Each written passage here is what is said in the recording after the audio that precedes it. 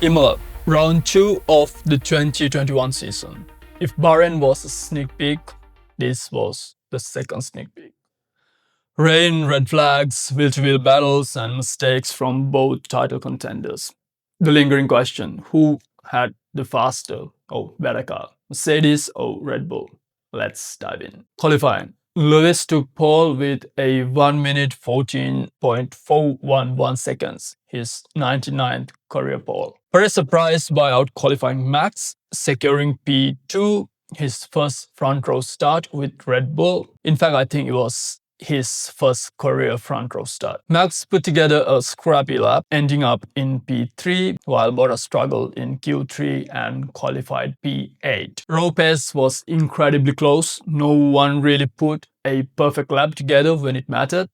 We'll break it down in more details later in the metrics. Race day. The damp track immediately promised trouble. Leclerc had a nice detour in the formation lap. Lap 1. Max got a strong launch, threading past Lewis at Tombarello with a move that left little room for error. Lewis went wide, came out with about 85% of his front wing still intact. I wouldn't want to comment on racecraft. I thought Max was aggressive. How naive. Perez lost a few places early after struggling with traction, had a few donuts while Bottas was trapped in the mid-pack playing referee to the midfield slaughter. Lap 31. Lewis ran wide while lapping back markers at Tosa. I think it was Russell who he was lapping. Sliding through gravel and grazing the wall.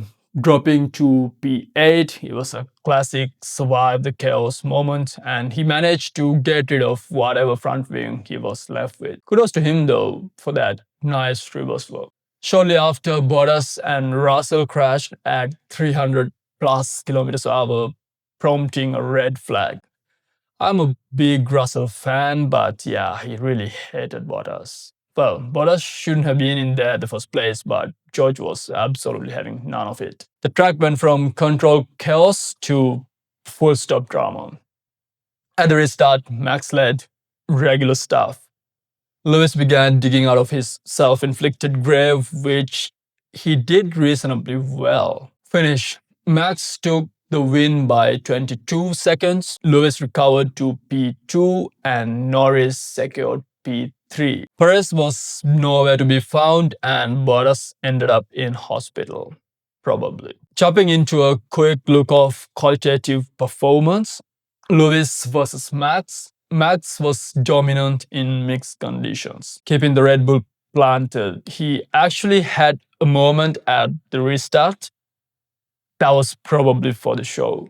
Lewis had great pace too, but his mistakes, both at the start and especially at Tosa, well, I was gonna say it was costly, but no, not really. He didn't really lose anything, ended up in P2 anyway. Bottas versus Lewis. Hard to judge. Bottas was nowhere and the crash made him irrelevant. Perez versus Max. Perez's front row qualifying was encouraging, but untimely donuts during the race left him in P11. Alright, the numbers, the metrics. 1. Race pace comparison. It was hard to decide the approach for this race. Obviously, it was affected by the rain and everyone was all over the place. Ultimately, though, it was the same for everyone. And it was a damp race, not exactly a wet race. It was not a case where only the leader could see what's going on ahead. So the metrics criteria should be fair.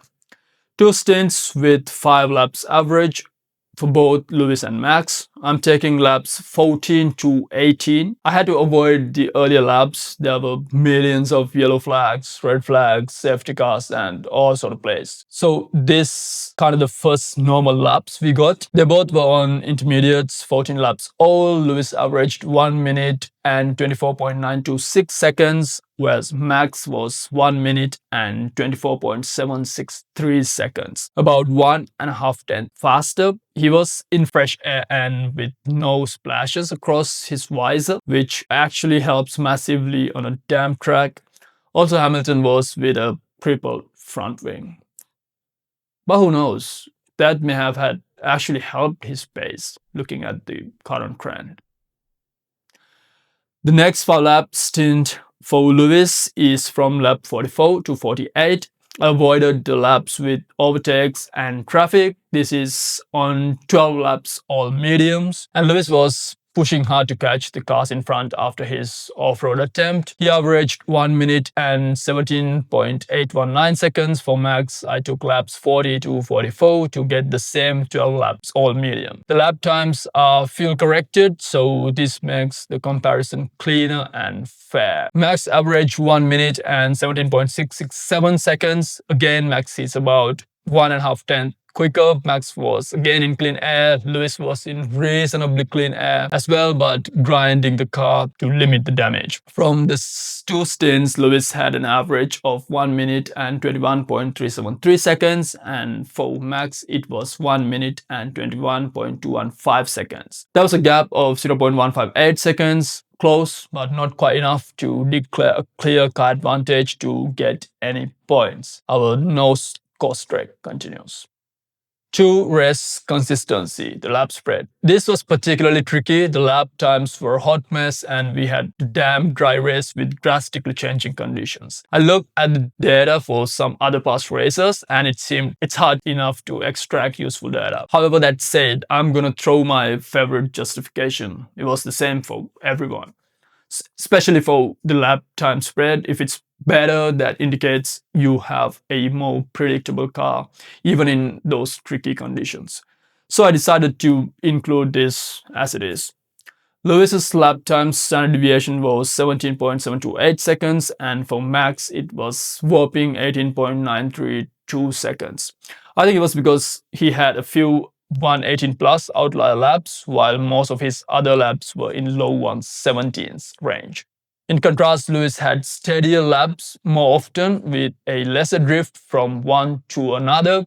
Also, the first stint kind of screwed the data, but it is what it is. But what does this mean? The spread was 1.204 seconds in favor for Lewis, and Mercedes gets the first points on board with 3, as it's over 1 second. 3. Teammate factor. I decided to exclude this for points. Obviously, Bottas was in pieces at lap 31. The data was cooked. Can't really do a fair comparison. For the context, Perez had over half a second advantage there, which should give Red Bull 2 points. But no, it's not conclusive. 4. Teammate beating the rival leader. Again, not applicable. Perez was nowhere and Bottas was also nowhere. No points. Qualifying. Well, this was interesting. On the classification, it's a nice mix-up. Checo in front of Max, Lewis with a great pole lap, Bottas with an amazing job. All very rosy. But here are the hypothetical best qualifying laps. Things are a little different. Lewis 1 minute 14.328 seconds, Max 1 minute 14.312 seconds, Perez 1 minute 14.357 seconds, and Bottas 1 minute 14.672 seconds. None of them produce a great lap where everything was well put together. Well, the pole could have been Max's and the Tombarello could never have happened. And Max would not have picked up the habit, the alleged habit of pushing drivers off with no consequences. The whole season could have been a bowfest.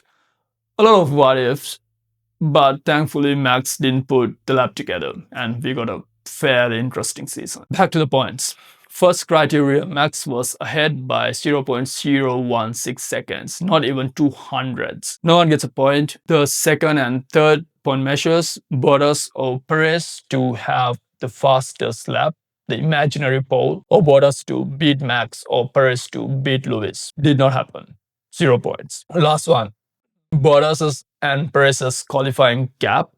Perez did extremely well, gave us a lot of hopes. How did How did that turn out? He was 0.315 seconds clear of Bottas. That's a point for Red Bull. Red Bull starts the campaign with Checo scoring a point before Max. Who would have thought? Matrix tally, Imola. The scores for round 2. 3 for Mercedes and 1 for Red Bull. Very different to what we saw in the race. Max had a cruise with a win over 22 seconds, but here Mercedes came out on top. The running score is the same as the race score. Imola was weird. Nothing was actually what it seemed it was. The race was a fun mess to watch though. Let me know your thoughts on the scoring model and the outcome. Next up, Portugal. A track. Well, I've only seen Formula One once the year before. See you there.